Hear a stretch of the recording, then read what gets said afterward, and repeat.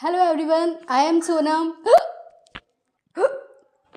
ये जो इरिटेटिंग सी आवाज़ है जिसे हिचकी या हिकअप्स बोलते हैं, क्या आपको भी ये लगता है कि ये तब आती है जब कोई आपको याद कर रहा होता है? लेकिन ऐसा कुछ नहीं है।